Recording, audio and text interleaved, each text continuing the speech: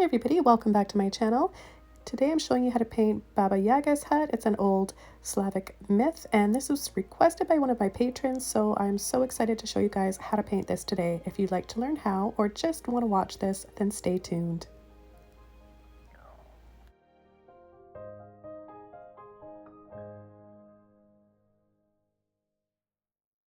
So for this painting today, I decided to work on a 9x12 canvas. I primed it once beforehand with white acrylic gesso. You can use any size canvas you want, of course, for this.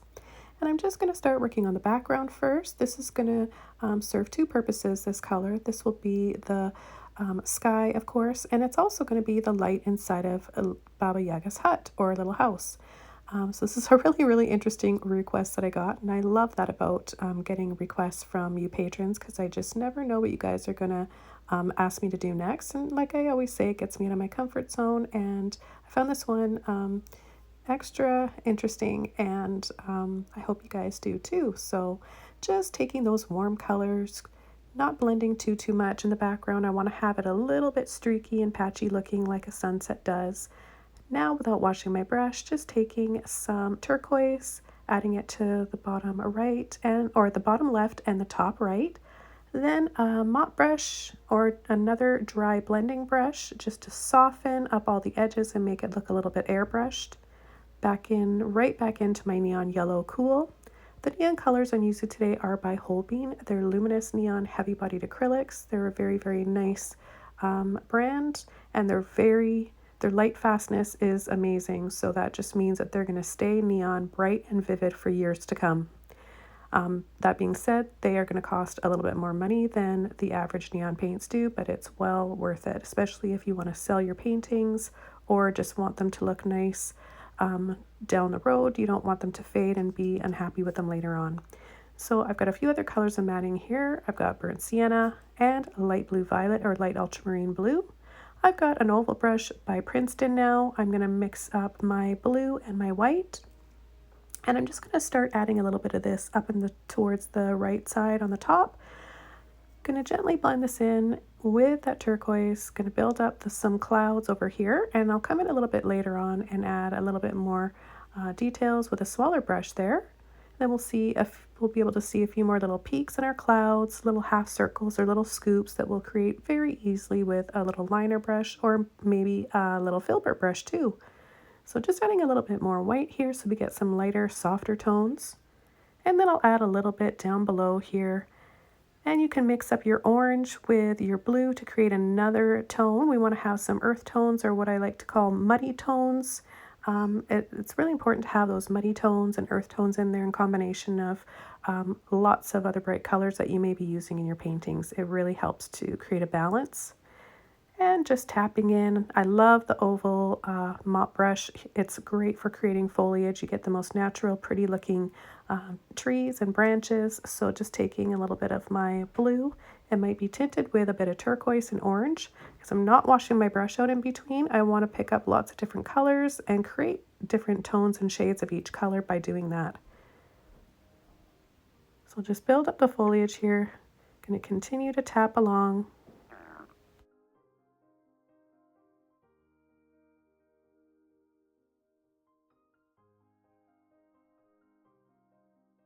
Just going to finish up here, wash my brush out, and I'm going to take a small flat brush, burnt sienna, a little bit of my blue, mix the two colors up together, make sure I have a little bit of orange in there too to keep it nice and warm. All three of these colors will make a great color for the beginning stages of our little hut or house.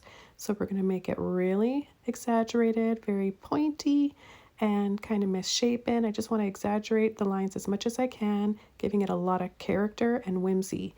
This is a fairy tale, myth, or fable, and it's supposed to be, it's actually supposed to be a Halloween scary story, but I have seen so many versions of this hut, and a lot of them are lighthearted and fun and whimsical, and that's, of course, the way I wanted to take, the direction I wanted to take mine, because I love that kind of magical twist on and play on fairy tales.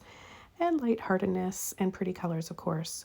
So I'm just going to do that triangle, peaky, skinny top, like a triangle there, and fill this roof line in with that mainly burnt sienna, just a little bit of neon orange and a bit of blue.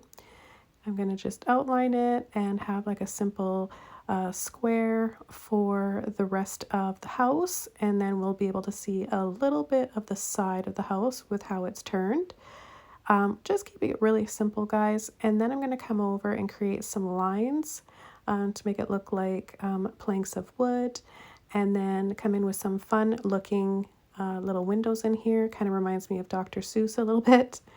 And while I was painting this, it kind of actually reminded me of when I painted my gingerbread house, one of my winter themed, Christmas holiday themed tutorials that I did.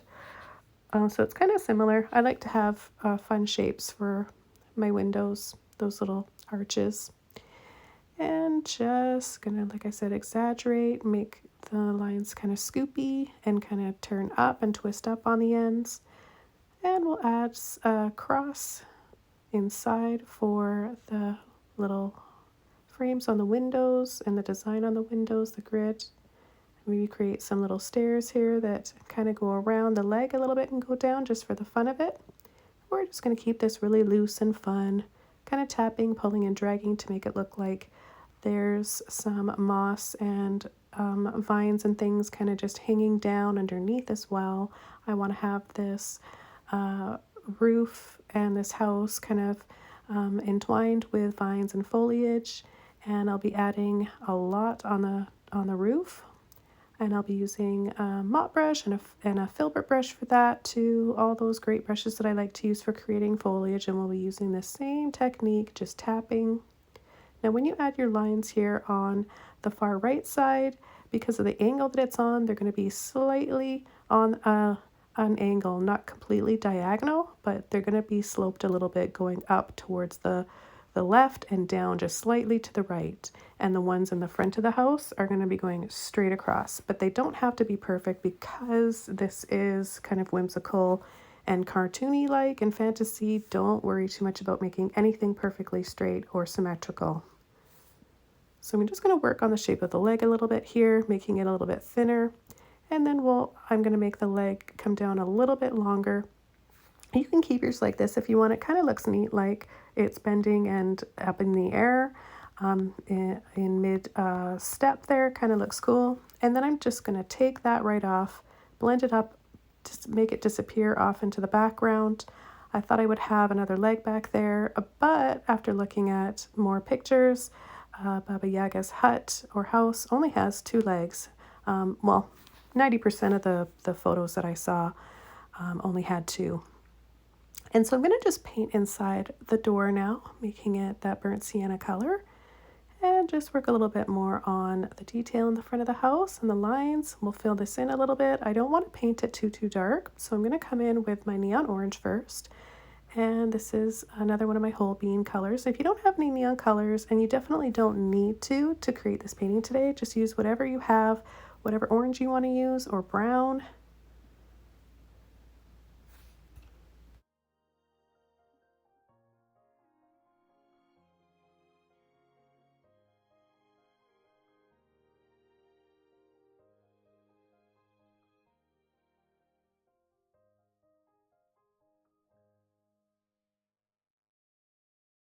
Okay, so after filling in most of the house and working out the lines and shapes around the windows, I'm going to take an accent color that I thought would be fun and complementary to the warm burnt sienna and orange that we have going on. So what better color to choose than the light blue violet or light ultramarine blue?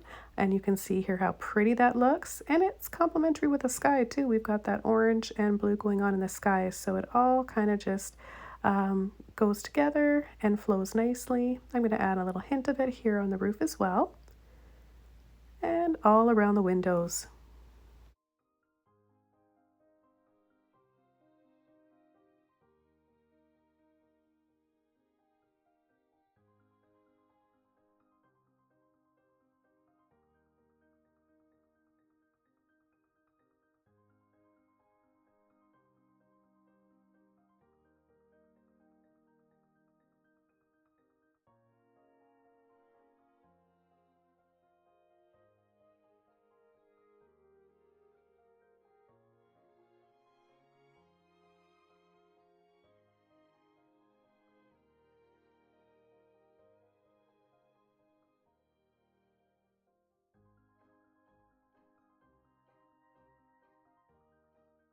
I'm just going to finish this up at the last little bit here of the blue, and then I'm going to wash my brush out and I'm going to pick out a green that I want to use. And here I've got a sap green. You can use hooker's green, sap green, any dark earthy green for the first base coat of our moss and all our foliage. So I've got a tiny little bit of black in there as well with my oval Princeton brush.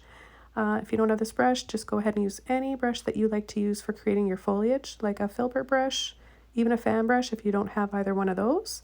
And we'll start just tapping lightly over the roof, turn my brush and tap so that it looks like it's kind of cascading down the roof, and it's gonna start to kind of drip off the roof and hang over the edge.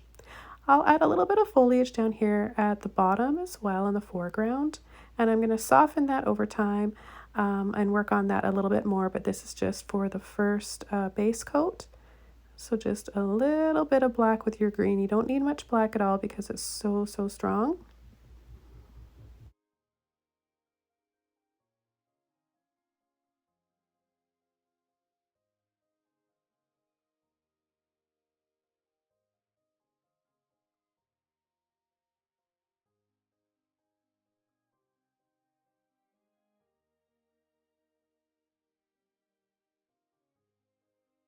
So I'm adding more and more of my green and my little bit of black here at the top of each leg and the bottom of the house, a little bit over the edge down by the foot.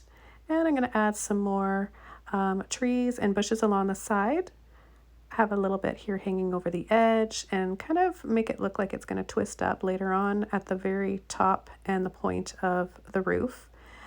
I'm going to have some here on this side as well.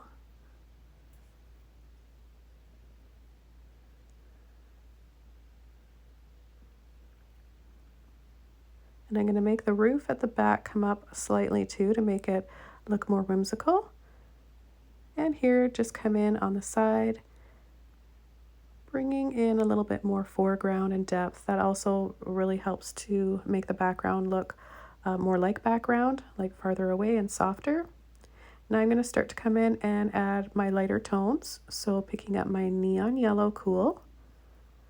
I'll start building up the highlights and work my way up to my brightest highlights.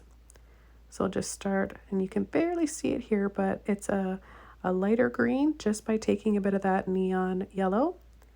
Now everything is really wet underneath, and that black paint is so strong. So in order to really get the highlights that I want, I'm going to dry this off completely, and then I'm going to go in with a clean brush. I've got a Filbert brush I'm switching over to now. I've got my green and my yellow mixed up with a little bit of white, and now my highlights should start showing up a lot better. So I'm just going to add this lighter shade, and this is right, it's really important to have your dark base first because it makes it look 3D, it makes it look three-dimensional, and you need your shadows, your midtones, and your highlights to be able to get that effect. So you don't want to skip any of those stages. So here I've got a light, almost like a Kelly green or a light grass green. It's pretty much the color that I was making with my neon yellow and my other green, but I don't want to go through all my neon yellow to make that color because it is expensive and I only have a small tube of it. So I'm going to use just a little bit of the neon yellow in combination with my bright Kelly green and a little bit of white to make the color that I want here. And this is so personal. You guys can make, it's just personal preference. You can make any green or use any green that you want to for your little house. And I'm going to bring it up in a point and kind of make it, I want it to look sort of twisted and whimsical like on the top there, just really exaggerating it. And I'm going to follow through with the right or the left side and then add a little hint of that green there and anywhere else that I want to make my highlights pop and just bring out a little bit more color and light.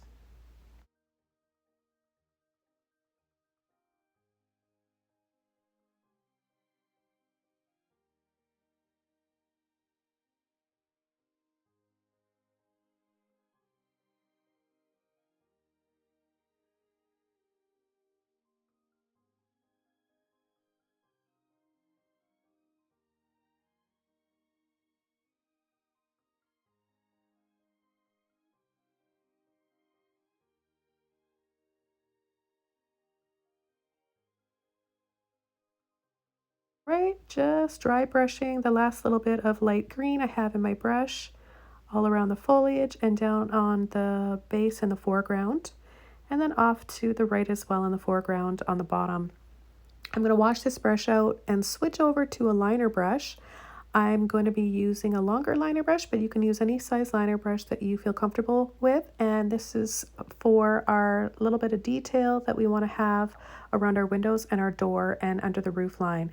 So I'm going to use my green and a little bit of black, and I'm going to carefully outline the door so that you can still see the window, the brown door, and the blue. If you accidentally go over anything too much, it's really easy to reapply those colors again. So don't worry, guys. Acrylic paint is very forgiving, and you can always go back and re-add your highlights, your shadows, and all your colors. So I'm just going to go around here and just pick what areas I want to focus on and just add a little bit more detail to. I'm having so much fun with this painting, and it's really fun to just kind of come in and outline these windows and the door. And then you'll see that I add a little bit more detail to the legs and the feet. We'll make it look like there's like almost like little scales on the bottom just by creating some little scoops with our brush. But again, we're really doing this loosely. Most of the painting is pretty loose, except for the little details here around the window and the door you want to be a little bit more careful about. But even if you're a bit crooked and go out of the lines, it's okay. It's still going to look fun and colorful. And that's the most important part of this painting, is just keeping it really fun and lighthearted. So I'm going to go around here and add a little bit of black too. I want to create more of a shadow here on the roof line on this left side. And it's important to make that a little bit thicker than the other side because of the way the house is turned, the angle that it's on.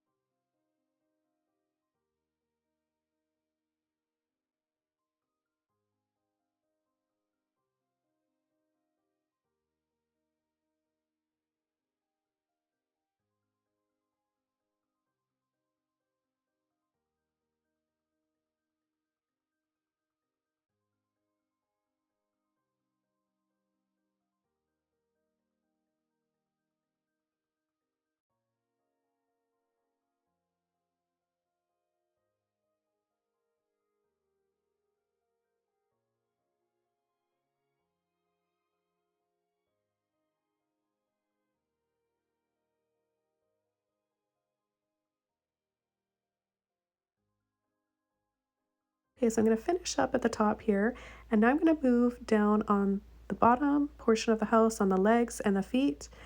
I'm going to come in and make this a little bit more detailed, work out the shape of the legs better. I'm going to go over with a darker shade, so I'm going to be using my burnt sienna, and it might be mixed in a little bit with my blue or my black. We just want a darker color, but I do want to keep it in theme with the house, so make sure that it's got that burnt sienna along with it in there, whatever other colors you want to use. And so I'll just kind of dab around here and tap. I'll redo the foliage just a little bit on that bottom left side. And you could just leave your leg like mine was before, but I decided to bring it down a little bit lower here. So that's all I'm doing, but that's completely up to you. But you guys can have your choice. You can see how I've done it both ways here, and you can decide what you like better.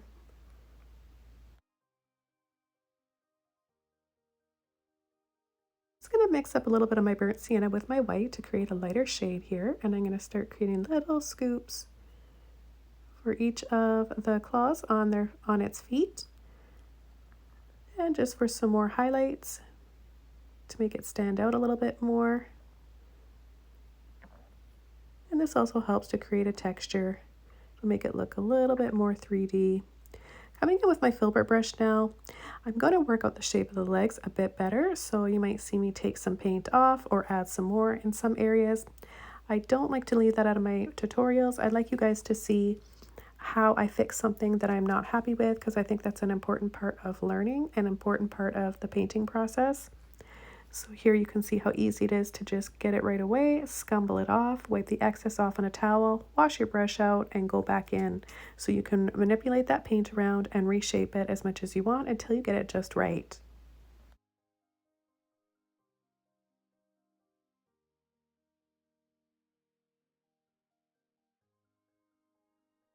Okay, so overall I'm happy with the shape of the legs now. I'm going to come back in with a little bit of black burnt sienna, maybe a little bit of green in there, just a dark enough color that I can start the little claws and the feet here again on either leg. And then I'm going to switch over to my mop brush and I'll be adding some more foliage down at the base, and kind of distracting from any imperfections that I might have on my feet. And it kind of just hides a few areas that you may not be really happy with. So I'll show you exactly how to do that in just a second. I'm kind of coming in with a suggestion that maybe there's a staircase that kind of wraps around the leg, making it look really whimsical here. And then a little bit of foliage or vines kind of coming down and hanging.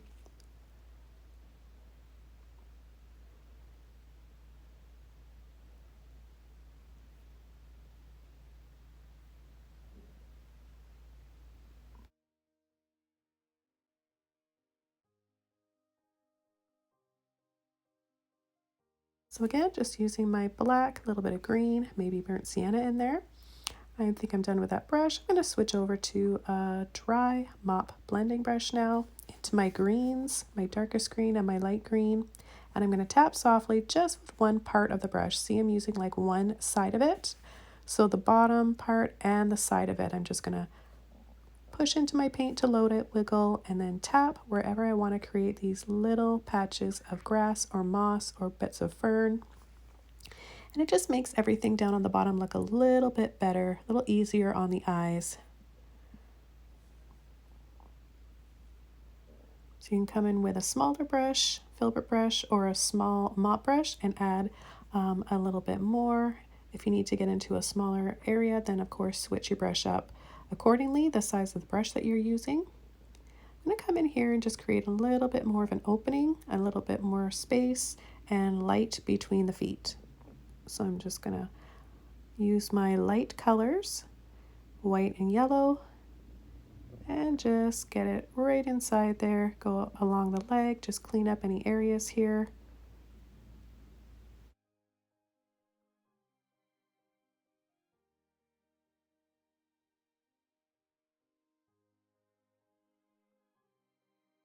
And I'm going to continue around wherever I want to add a little filter or layer of this beautiful neon yellow.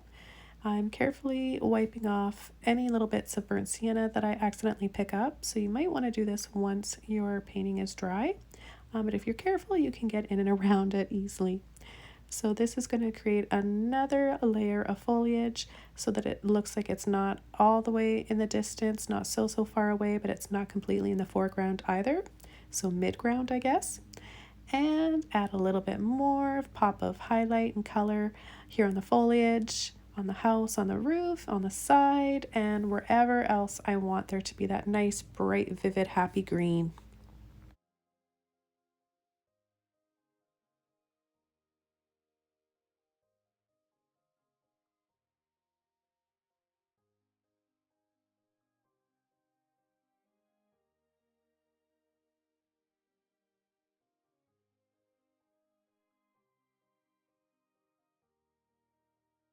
Okay, so I'm happy with how that looks. Washing my brush off and taking another flat brush. I'm going to use burnt sienna, tiny bit of black. I might not even need that black. I could probably still pull a little bit off of what's still wet there on either side. And I'm going to start adding the final details, little lines for the planks of wood here across the house, and just letting them be sort of crooked. That also adds to the character of this. I'm going to just continue doing this and I'll go along the side of the house here. Remember, keeping it on an angle. It's going to go down a little bit to the right, up a little bit to the left. I'm going to redefine the windows, a little bit of shadow, a little bit more shadow here. So just want to make everything look a little bit more crisp and detailed. I want to go over and add a little bit of shadow here A little bit more there on the left with a clean brush. Any brush you want to use to get in for this small area here. I'm going to add a final highlight of my beautiful ultramarine blue, light ultramarine blue or blue violet. And I'm using golden acrylics. This is my favorite shade, one of my favorite shades by Golden Acrylic. I like their turquoise as well. So I'm going to add a little bit to the windows and the trim. I'll also be adding some down on the legs for another shadow instead of just having black and burnt sienna. And our highlight color that I used, I want to have this beautiful blue. It's a nice accent and shadow color.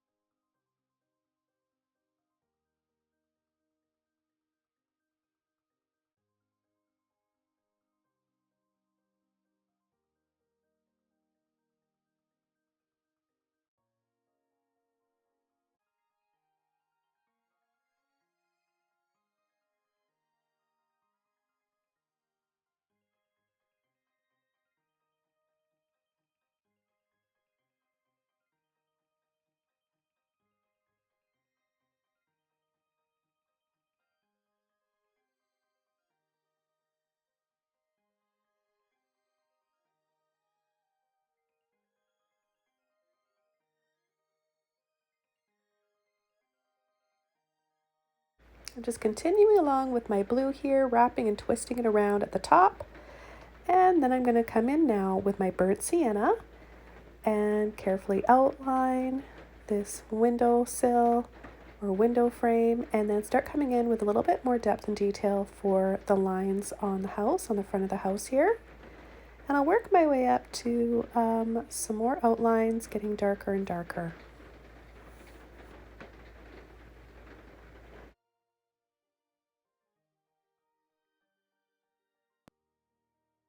So another outline here with my burnt sienna and black. So we've got nice, crisp, outlined windows. They really stand out. I love the way this is looking.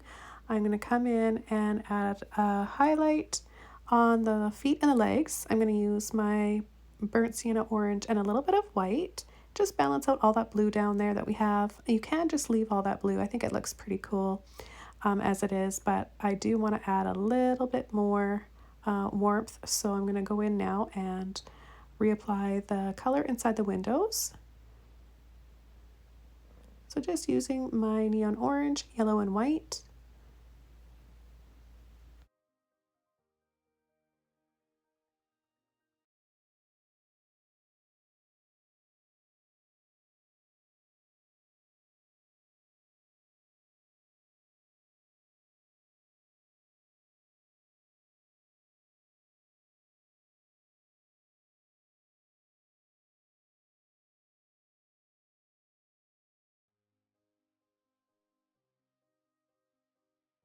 Just working out the rest of that paint and my brush down in the foreground. I'm going to wash it out. Then I'm going to go into my white, just a little bit of white here with blue, making sure that it's lighter than the background in order for these little cloud formations to show up. So just little scoops, some larger, some smaller and tighter and closer together, just for a little bit of whimsy and interest here on the right side. We don't have to add these all over the painting or all over the background in the sky, but just pick one part of your painting that you'd like to, and I think it's a lot of fun to do that. I'm going to pick up a little bit of that warm peachy color that I made with my orange and my white now, and very lightly kind of just go around and in between the legs and in the background, just bringing up that warmth and color a little bit more. And then I'm also going to be adding some more greenery, shrubs and bushes and foliage around the house above each of the legs. And I'll be using all of my greens, so my sap green, and if you don't have sap green, and just use any dark green that you guys have. Hooker's green is very similar. And did you know that you can also just take yellow and add a tiny bit of black to it to make green? Mainly works best if you've got a cool yellow to use. But anyhow, I'm just going to come in and redo the light and the color in the windows. You really don't have to, but I wanted to give it a fresh coat of paint inside just so that it stands out against the background. I don't want it to be the exact same color as the sky. Decided to either make it a little bit more warm with some more yellow or with white or orange. So just want to change it up just the tiniest bit. And I'm really just being picky because you don't have to at all. It looked just fine the way it was before. You can see I'm coming in here now with more of my green and then coming on top with some yellow to make it stand out for that layer of highlights. I'm going to redo the little lines here on the window pane. So just using a little bit of black for this.